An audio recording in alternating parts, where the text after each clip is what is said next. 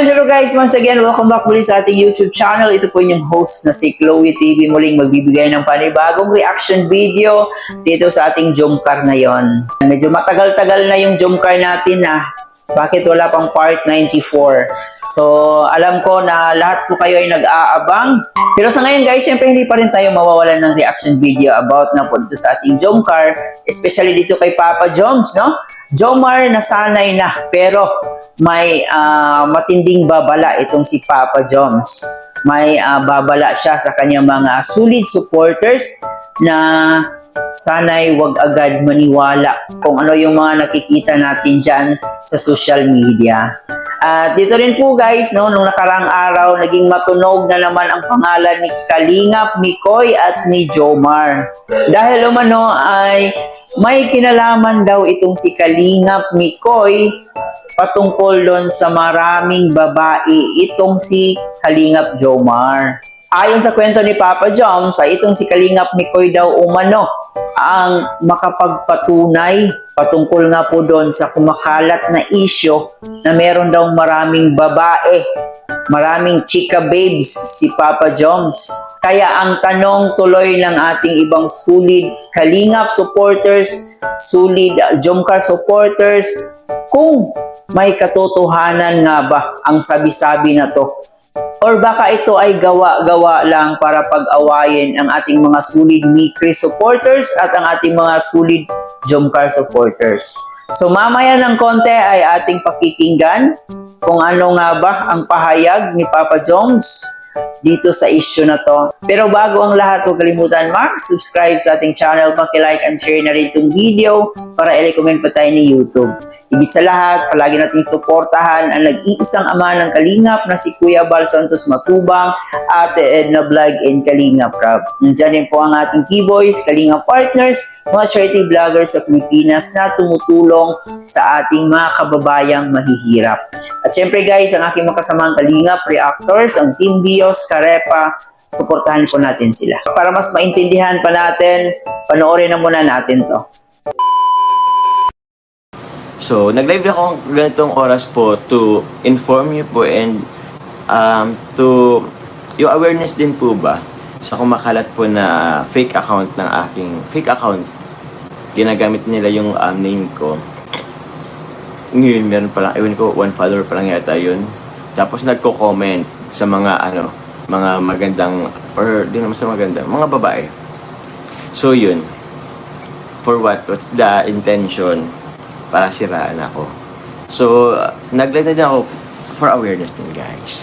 Yes po guys, papatrace natin ang fake account na yan. Ano guys, sa 2 years ko sa Kalingap, ano talaga yan, I don't know, pagod na din ako sa araw-araw na issue guys. And I'm getting used to it. Yung tipong, okay, bukas issue na naman, okay, bukas issue na naman ulit, another issue na naman sa sunod araw. Nasasanay na ako. So, ewan ko, halos wala na rin naman yan sa aking wala na sa aking epekto yung mga issue na yan. Yun, kaya yun, hopefully kayo din po, huwag na lang kayong pa-apekto dyan. And, alam niyo ba guys na yung tipong everyday na lang pagising mo, yung tipong di ka pa man din nagbubukas ng cellphone. Sabi ko, yung tipo, ano naman kaya ang issue? Ano naman kaya ang mga mababasa ko sa mga GC. So, yung mga ganun.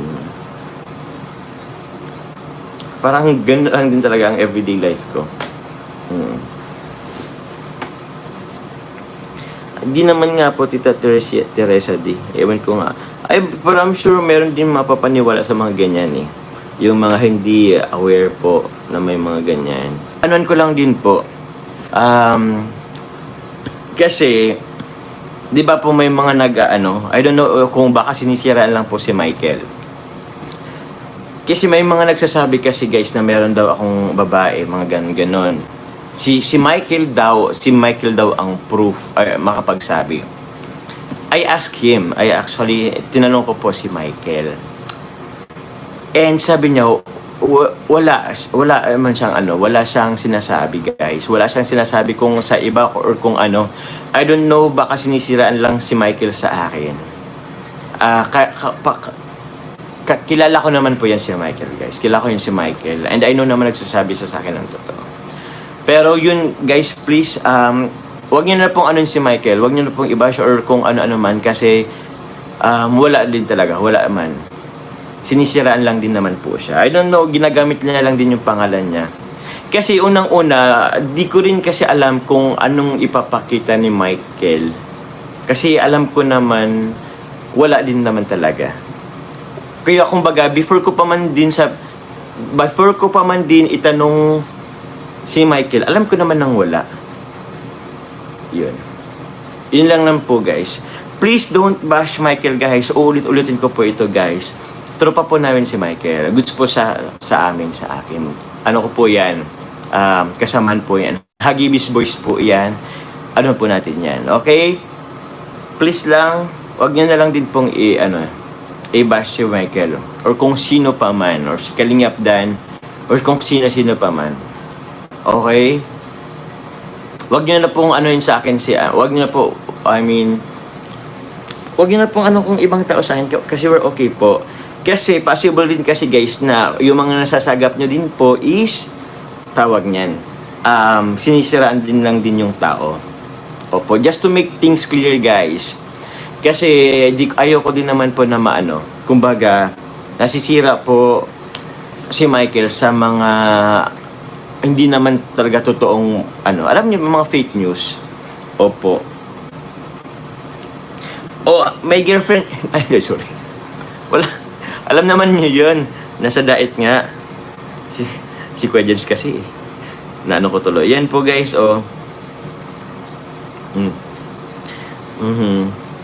If ever man po na wag niyo na lang po kayong mag-comment ng ikakabash po. Kasi kung ano pong nafe-feel din Michael, ganun din po yung guys nafe-feel ko dati pag nababash ako. Ano naman natin si Michael, guys, lalo tawag niyan, hindi pa po siya masyadong sanay sa Pero maging okay din lahat, Michael. Pero yun, sana lang, wag niya lang pong si Michael kasi okay naman po siya. Okay po kami. Wag niya lang pong siraan. Ang kukulit kasi. Kalingap may ano pang ang kukulit? Nililink ka daw sa nireto siya. Wala man po yan nireto sa akin si Michael. Yan lang po talaga, di ko din talaga alam kung saan. Possible po kasi na sinisira lang din po si Michael sa akin. Goods po kami niya ni Michael. O goods po kami niya nila Kalingap Dan, nila Coach, nila Roy, nila Coach Coach Roy, Coach si Ralph, si Coach Romeo, Kalingap Rob, syempre lalo na. Kailan? Yan na lang po, guys. Okay. At yun na nga po, guys, dito sa unang video ay nagbibigay si Papa Joms ng babala dahil sa hindi matigil-tigil na paggawa ng mga dummy account. Ewan ko ba kung bakit inggit na inggit sila dito kay Papa Joms. Baka isa ito sa mga nagkagusto ni Papa Joms dati at yun, hindi siya nagtagumpay kaya yung gagawin na lang niya is sisiraan na lang niya si Papa Joms. So maaring isa yan sa dahilan, no?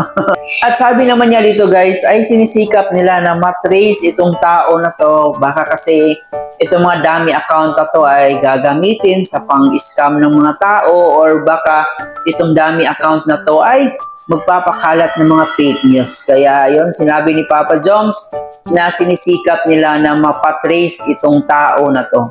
Kung meron kayong napapansin ng mga account na wala pang masyadong followers, ay hindi po yan legit na account ni Kalingap Jomar. Kaya wag po kayong basta-basta maniwala dyan. Baka gagamitin yan pang-scam sa inyo, no? Manghingi lang pera. So, uso pa naman yan ngayon, kaya mag-ingat po kayong lahat. Baka mabiktima po kayo dyan. So, yun po ay babala po ni Papa Joms na maging mapanuri at mag-ingat po dahil marami talaga ngayon ang gumagawa ng mga fake account ni Kalingap Jomar. At isa rin po, guys, na pag-usapan dito is yung pagdadawit ng pangalan ni Mikoy. Dahil ayon sa kanyang nalaman na itong si Kalingap Mikoy daw ang magpapatunay kung totoo nga ba yung mga babae issue or maraming girlfriend itong si Papa Joms. So, agad naman niyang tinanong itong si Kalingap Mikoy, ngunit pati si Kalingap Mikoy ay wala ring alam sa nasabing issue. So, hindi rin alam ni Kalingap Mikoy kung bakit rin nasama yung pangalan niya. At dahil dito guys, nabash itong si Kalingap Mikoy sa mga ibang Solid Jomcar fans dahil po dito sa nasabing issue. Nagpapaalala naman si Papa Joms na sana'y wag nang i-bash ang kanyang kaibigan dahil kilala naman niya ang tunay na pag-uugali nito.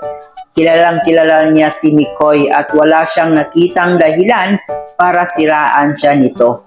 At dito nga po guys, pinapakiusapan niya ang mga Solid Jomcar supporters na wag i-bash si Mikoy dahil ito'y bago pa lang sa Kalingap at hindi pa gaano kagaling mag-handle ng mga bashing. Di tulad sa kanya na nasanay na siya, mahigit 2 taon na dito sa Kalingap, sabi niya araw-araw may bashing talaga kaya nasanay na siya at parang nagiging daily routine na po sa kanya na paggigising siya is meron siyang makikitang pangbabash. At yun din po guys, sinasabi niya rin po dito na wala pong alitan o anumang hindi pagkakaintindihan between sa kanya at ni Kalingap Mikoy. So sila po ay magkaibigan talaga. Noon pa man na hindi pa sila dito sa Kalingap, sila po ay magkakilala na. Kaya yun, sabi ni Papa Joms na wala pong alitan sa kanilang dalawa. At malinaw naman po na itong issue na to ay para lang siraan si Kalingap Mikoy dito kay Papa Joms. And malinaw po na gusto lang na mag-away itong si Papa Joms at saka si Mikoy. At saka tigilan na rin po natin yung pagkukumpara natin sa dalawang love team. Kasi yan po ang magiging dahilan ng pag-away-away ng ating mga Solid supporters. Kung meron kayong gustong suportahan na isang love team lang, mag-focus na lang po kayo doon.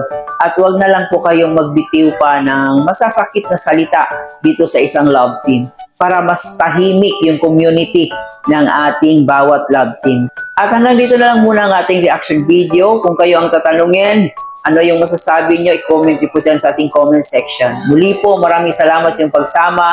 Hanggang sa susunod na reaction video, I hope nandun pa rin po kayo. Ito po inyong host na si Chloe TV.